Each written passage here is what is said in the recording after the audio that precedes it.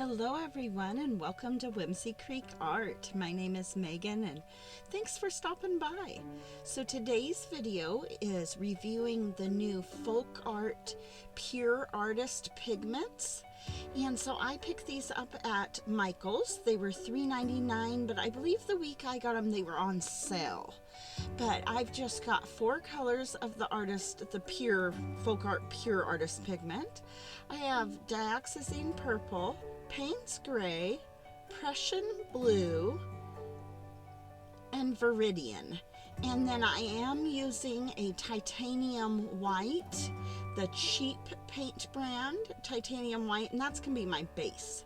So I have already mixed up the Payne's gray, and I mix it with just American Floetrol, US Floetrol, and some water. So these are pretty thick. These are super highly pigmented.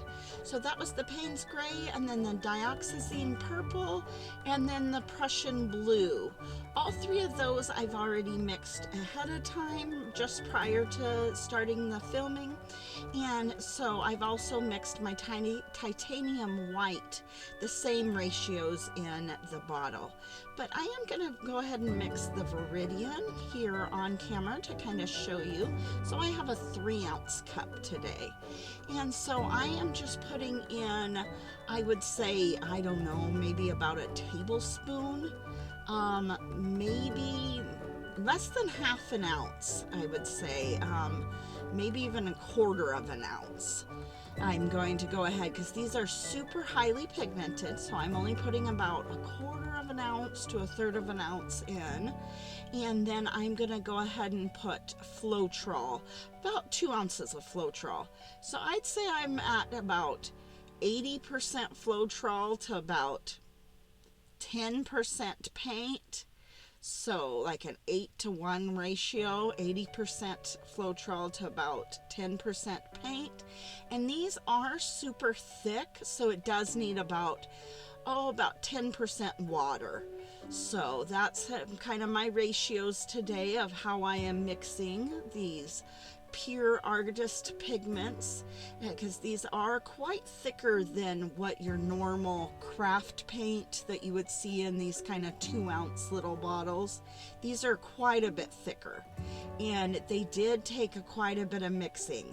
So mix, make sure you scrape the sides whenever you're mixing. Go ahead and get the bottom real good, and check by just kind of letting it flow off the end of your popsicle stick. And I can kind of tell these are kind of thick, so I'm gonna need to add a little bit of water. I just have a bottle of water sitting here, and I do use distilled water, but you can use tap water as long as you're not gonna store those. If you're gonna mix paint and store them in a bottle and store them long term, if you're going to mix paint that way, you're going to want to use distilled water.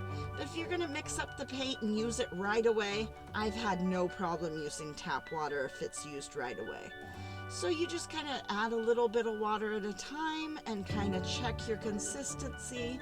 And I'm going for kind of honey to warm honey consistency.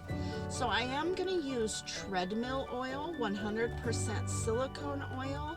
In each of the 4 colors, I'm just putting 2 drops. Treadmill oil or silicone in general, a little bit goes a long way. You really don't need much at all. That little bottle I just showed, I've literally used that same bottle for several years.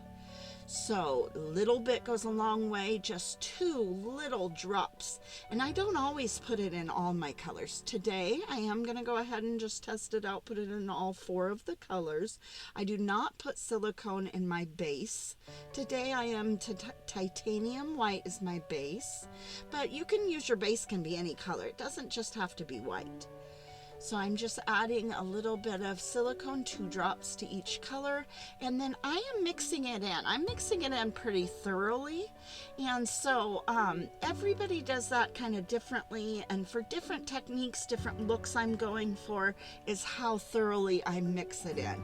Today I am mixing the silicone in quite a bit. Some people only mix it in 1-2 little stirs, some people mix it a lot. So, okay, I'm going to go ahead and lay down that titanium white as my base. I did that off camera real quick, so I do have a white base down already. And it's just a thin base of that white that's mixed up just the same as the other colors. Same consistency, just no silicone. So I'm using a little plastic, it's a napkin ring, and I get them from the Dollar Tree, but any little plastic cylinder, a little piece of PVC pipe, a piece of toilet paper roll, anything will work. It's just an open cylinder. So I'm just layering a very little bit of paint in here, and I'm going to layer each of the 4 colors twice. And these colors play really well together, so it doesn't really matter what colors I'm laying in and what order. Sometimes you do want to really pay attention to which order you're going to put them in, but these colors play well together, so you can put them in any order. So I just kind of did a little figure 8, kind of mixing it right there in the cup, in the napkin ring. So I'm just kind of feathering that across. I'm letting a little bit of paint seep out the bottom as I kind of also twist it back and forth a little bit. And that just kind of helps create the lacing. Just barely letting a little bit of paint seep out across the bottom as I pull it across. And I've got some of that white lacing across the top because of letting just a little bit out at a time. All right, so there is a napkin ring pour with the Folk Art Pure Artist Pigments. I really like these. These mixed up really well. They're super, super bright.